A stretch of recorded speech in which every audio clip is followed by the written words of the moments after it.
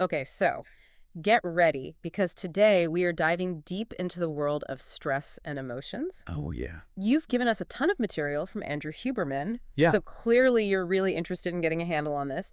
And I have to say, it's an area Yeah. even I get kind of intimidated by sometimes. It's definitely complex, but Yeah. the science behind it's actually surprisingly cool Yes. and can give us some like incredibly practical tools. Absolutely. That's what I love about Huberman. He just makes it make sense. Yeah, Like, remember how we always hear stress is bad? right. Turns out he busts that myth right open. He does. Right. What's fascinating is that stress is really just a general purpose system to get us moving. Okay.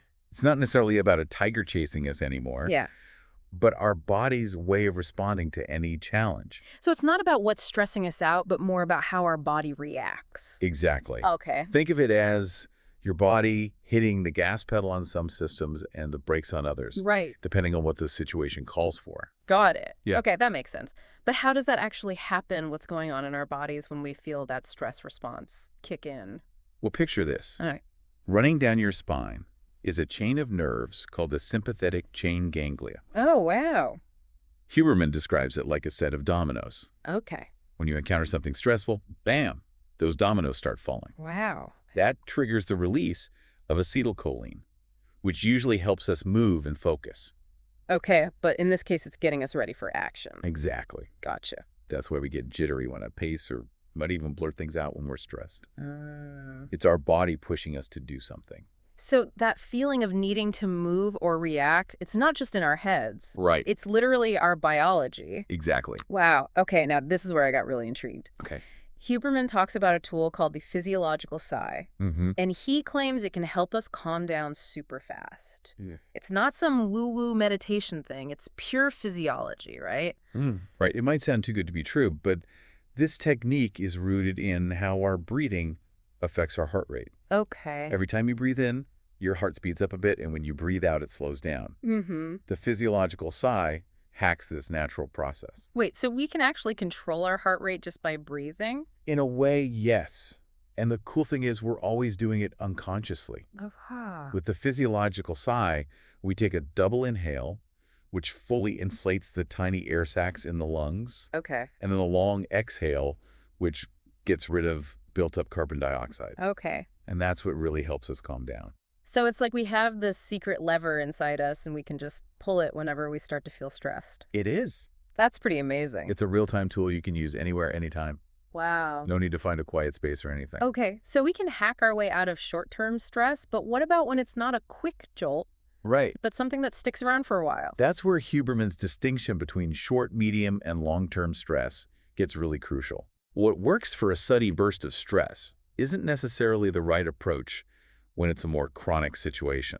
So we need different strategies depending on how long the stress is going on for. Exactly. And what's interesting is that short-term stress is actually good for you in some ways. Really? For example, it can actually boost your immune system. Seriously? So all those times I thought stress was making me sick. There's a fascinating study Huberman talks about Okay. where they injected people with bacteria, Okay. and the group who did cyclic hyperventilation, Okay. similar to Wim Hof breathing, Right. experienced almost no symptoms. What? Their bodies were primed to fight off the infection because they had that short burst of stress. Wow, that's wild. So maybe that's why we sometimes get sick after a really intense period, like when we finally relax, our defenses drop when the adrenaline wears off. It's possible, but the point is, knowing how long you've been under stress is key. Right. If you're not sleeping well consistently, that's a good indicator you're in the danger zone of chronic stress. So paying attention to our sleep is like checking our stress gauge. You could say that now when it comes to medium-term stress, Okay. the kind that hangs around for weeks or months. Right. The strategy shifts from quick fixes to building up your capacity to handle stress. Okay. So it's less about avoiding stress altogether and more about learning to cope with it better. Exactly. Huberman talks about this idea of not necessarily unifying mind and body, but rather learning to separate them in a healthy way. Okay. You can stay calm mentally, even when your body is experiencing a stress response. Can you give an example of how that works? Because it sounds kind of counterintuitive. Think about intense exercise. Okay. Your heart rate is high, you're physically pushing yourself, but you can practice dilating your gaze, taking in your surroundings, Okay. and consciously calming your mind. So it's like training your mind to stay chill even when your body's in overdrive. Exactly. It's like expanding your comfort zone for stress. So what used to feel overwhelming becomes manageable. That's a really cool concept. Okay, so we've covered short-term and medium-term stress. Yeah. What about the long-term stuff, the kind we really want to avoid? That's where things get a bit more complicated. We often focus on things like diet, exercise, and sleep, which are all important. Right. But Huberman emphasizes the often overlooked power of social connection. Wait, really? So just hanging out with friends can actually help reduce stress? It's more than just hanging out. It's about genuine connection. Okay. It turns out that feeling of connection boosts serotonin, which is that feel-good neurochemical, Right. and that can counteract the negative effects of long-term stress. So we need to prioritize our relationships just as much as we prioritize going to the gym or eating healthy. It's all part of a holistic approach to well-being. Right. And what's even more fascinating is that social isolation releases a molecule called tachykinin. And that's a bad thing. It's like our biology punishing us for not connecting. Oh, It wow. can make us feel more paranoid and even hurt our immune system. Whoa, I never knew that. Wow. So social connection isn't just about feeling good, it's actually protecting us from some pretty serious negative effects. It's like our bodies are hardwired for connection. Yeah. Now, I know nurturing those relationships takes effort, but it's an investment in your long-term health and happiness. Okay, so I'm definitely making a note to schedule some quality time with friends this week. Mhm. Now, Huberman also mentioned a few supplements he uses when stress is really high. Yeah. But he's very clear that these aren't everyday solutions, right? Right. It's always best to start with the foundational stuff we've talked about, like sleep and social connection. Right. But in certain cases, some extra support can be helpful. So what are some of the supplements he mentioned? I know we already talked about L-theanine for sleep. He actually recommends that for stress, too, Okay. since it can reduce anxiety. It's interesting because it's even in some energy drinks, though. Huberman has his own thoughts on those. That doesn't surprise me. He's always emphasizing natural approaches. What else did you mention? One that caught my attention was ashwagandha. It's been shown to significantly lower cortisol, which is that stress hormone we've been talking about. There are even some studies on its effects on cholesterol and depression. So it's not a cure-all, but it sounds like it could be a helpful tool in some cases. Yeah. But of course, always do your research and talk to your doctor before starting any new supplement regimen. Absolutely. It's Yeah. about making informed choices that align with your individual needs. Okay, so we've unpacked a lot about stress, Yes. the different types, how it affects us, and some tools for managing it. But this whole thing was about stress and emissions. Right. And so far, we haven't really gotten into the emotional part. Right. How does all this connect? That's where things get really interesting. Huberman, along with Lisa Feldman Barrett, a leading expert in emotions, suggests that emotions aren't actually things in our brains. Wait, so emotions aren't real? They're real, but they're not what we typically think they are. Okay. They're not little boxes in our brains. Okay. Instead, they're how we interpret the match or mismatch between our internal state and what the world is demanding of us. Okay. I'm going to need an example that sounds pretty abstract. Think about it this way. Okay. Feeling stressed when you have to be stressed, like when facing a deadline, Right. isn't fun, but it's not as bad as feeling stressed when you need to be calm, Gotcha. like when receiving criticism. I see what you mean. Yeah. It's like the difference between being tired when you're about to go to bed, that's good, Right. versus being tired when you have to give a big presentation. Exactly. It's not just the feeling itself. Yeah. It's how it lines up with the situation we're in. This is blowing my mind. So our emotions are less about what we're feeling physically and more about how we make sense of that feeling in a particular context. That's a great way to put it. Wow. And that's where we really start to see the profound impacts stress can have on our emotional lives. So basically, our brains are constantly trying to figure out what all those physical sensations mean based on what's happening around us. Exactly. And that process of making meaning Okay. is what we experience as emotions. Wow, that's really reframing how I think about emotions. It's not about just having a feeling. Right. It's about the whole story we tell ourselves about why we're feeling that way. And that story can change depending on the context, right? Like we just discussed, feeling stressed when it's appropriate Right. is totally different from feeling stressed when you need to be calm and collected. Okay, I'm starting to get it, but what about those really intense emotions? Yeah. The ones that feel like they're going to sweep us away. Yeah. How do we handle those without losing ourselves in the process? That's the million-dollar question, and what we'll be diving deeper into specific emotions in future episodes. Okay. A good starting point is to remember that even the most overwhelming emotions are temporary. Think of them like waves they crest and then they recede. So it's about learning to ride those waves, Yeah. knowing they won't last forever. Exactly. It's easy to get caught up in the intensity, especially when it's a painful or uncomfortable emotion. But the key is to remember that you have the power to choose how you respond. You can let the wave crash over you, or you can learn to surf it using the tools we've discussed to navigate the experience. I like that analogy. It's empowering to know we're not helpless in the face of our emotions. We can actually learn to manage them.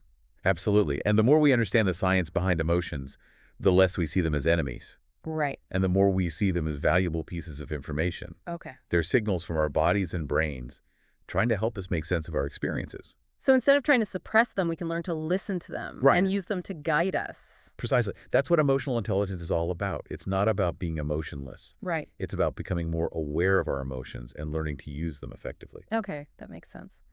You know, one thing that stood out to me from Huberman's work Yeah. is the idea that our energy levels play a huge role in how well we can manage our emotions. That's a really important point. Yeah. He often talks about how when we're depleted, it's so much harder to stay calm and focused, Yeah. which makes us more susceptible to stress and emotional reactivity. Yeah. It's like trying to run a marathon on an empty stomach. Yes. You're not going to have the fuel you need to get through it. Exactly.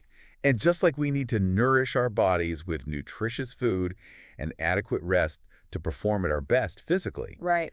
we also need to replenish our emotional and mental energy to build resilience against stress. So it's not just about managing stress in the moment. Yeah. It's about building up our reserves so we can handle those challenging emotions more effectively. Exactly. And one of the most fundamental ways to do that is by prioritizing sleep. Huberman actually calls sleep the foundation of emotional regulation. Okay. When we're sleep deprived, our brains struggle to process emotions, effectively making us more likely to overreact or get overwhelmed. Which reminds me, we did a whole deep dive on sleep a while back. It did. It's amazing how much of an impact it has on everything. Yes. Especially our emotional health. Right. It's like hitting the reset button for our entire system. It really is. But sleep is just one piece of the puzzle. We also need to pay attention to our nutrition. What we eat directly influences our mood and energy levels.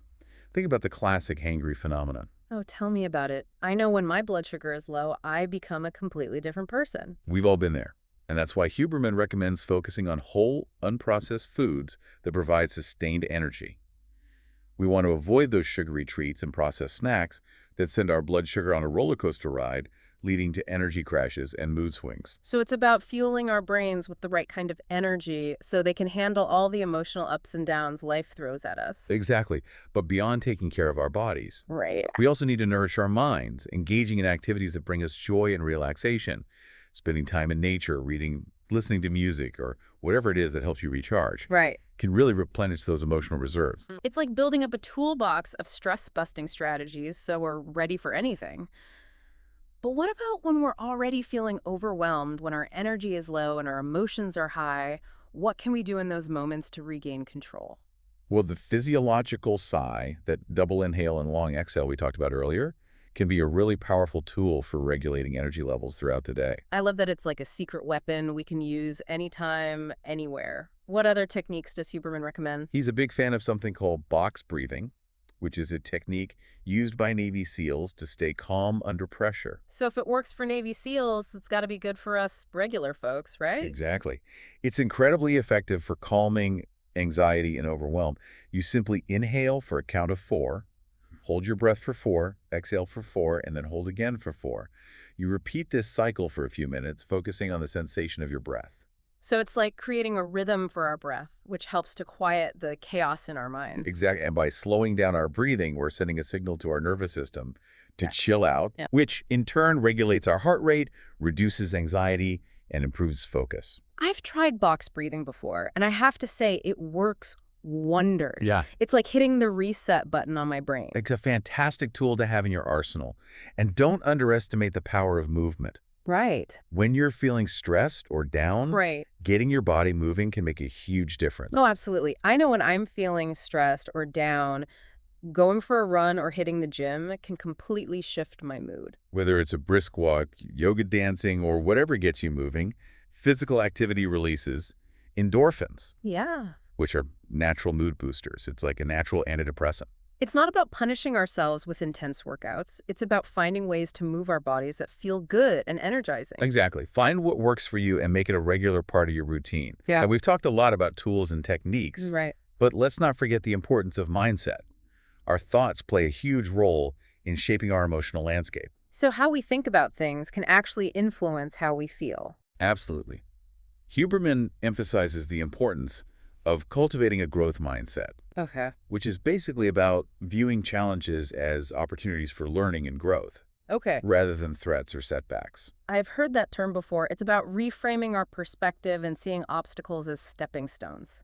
Exactly. When you approach challenges with a growth mindset, you're more likely to see them as manageable, even exciting. Yeah. This can significantly reduce stress and boost resilience. It's like instead of hitting a roadblock and giving up, you see a detour that leads you to a new and interesting path. Love that analogy. And along with the growth mindset, Right. it's important to practice self-compassion. Right. We all make mistakes, experience setbacks, and have bad days. It's part of being human. So beating ourselves up when things go wrong is not helpful. Definitely not. Instead of being our own worst critics, we need to offer ourselves the same kindness and understand we would offer a friend going through a tough time. That's a good reminder. We're often way harder on ourselves than we would ever be on someone else. So true self-compassion allows us to navigate difficult emotions with more grace and resilience. It helps us reduce those feelings of shame and self-criticism that can drain our energy and make it harder to cope with stress. It's about being our own cheerleader, even when we stumble. No, all this talk about mindset makes me wonder about our thoughts in general. Yeah, Do those affect our emotions too? you bet they do. Our thoughts can have a huge impact on our emotional well-being. Huberman talks about the importance of becoming aware of our thought patterns, especially those negative or limiting beliefs that can fuel stress and emotional distress. He calls these automatic negative thoughts, or ANTs. So it's like these little critters that creep into our minds and sabotage our happiness. That's a great way to visualize it. ANTs are sneaky and often operate beneath our conscious awareness, but they can wreak havoc on how we feel and behave. So how do we deal with these ANTs? Do we just squish them? That's the goal. Yeah. It takes some practice and awareness, but it's definitely possible. One technique Huberman recommends is cognitive reframing, Okay. which involves challenging those negative thoughts Okay. and replacing them with more positive or realistic ones. So instead of letting those negative thoughts run wild, we can actually question them and see if they hold up to scrutiny. Exactly. It's like putting those ANTs on trial and demanding to see the evidence. Oftentimes you'll find that those negative thoughts are based on distorted perceptions or assumptions. I love that. So we need to become better lawyers for ourselves, defending our happiness against those negative thoughts. And by challenging those ANTs, we can weaken their grip on our mind Right. and create space for more positive and empowering thoughts to take root. So it's about becoming more aware of that inner critic Mhm. and learning to talk back to it in a kind and compassionate way. Beautifully put, as we develop greater self-awareness and practice cognitive reframing, we can start to shift those negative thought patterns into more positive ones, which can have a truly profound impact on our emotional well-being and resilience. It's like training our minds to focus on the good, the hopeful, and the empowering, Yes. rather than getting bogged down in negativity.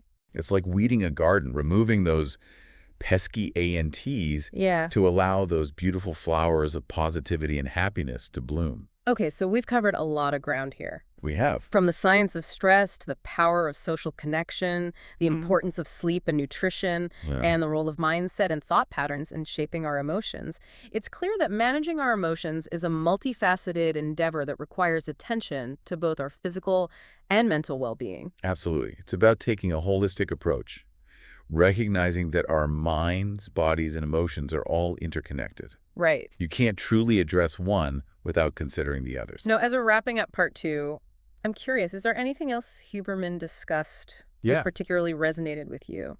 One thing that really struck me was his emphasis on the importance of purpose and meaning in life. Okay. He argues that having a sense of purpose, a reason for getting out of bed in the morning, can have a profound impact on our emotional well-being and resilience. It's like having a guiding star, something to orient yourself towards, even when the seas get rough. Exactly. And that sense of purpose doesn't have to be grand or extraordinary. It can be as simple as wanting to make a difference in your community, pursuing a creative passion, or nurturing meaningful relationships. It's about finding what lights you up, what gives your life meaning. It sounds like it's about connecting with those core values, what truly matters to you, and letting those values guide your actions and choices. You got it. And when we live in alignment with our values and pursue our passions, we tend to feel more fulfilled, more energized, and more resilient in the face of challenges. It's like tapping into an inner source of strength and motivation that helps us navigate life's ups and downs with greater ease and grace. I love that it's like finding that inner compass that helps us stay on course even when the storms of life are raging around us. It's so inspiring to think that finding our purpose can actually make us more resilient to stress and negativity. So, as we wrap up this deep dive into stress and emotions, what are some key takeaways our listener can start putting into practice?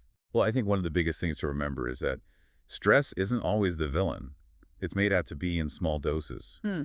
It can actually be beneficial, helping us focus and even boosting our immune system. Right, like that surge of energy you get when you're facing a challenge can help us rise to the occasion, but it's all about managing it so it doesn't become a chronic long-term issue, which is when it really starts to damage our health and well-being. Exactly.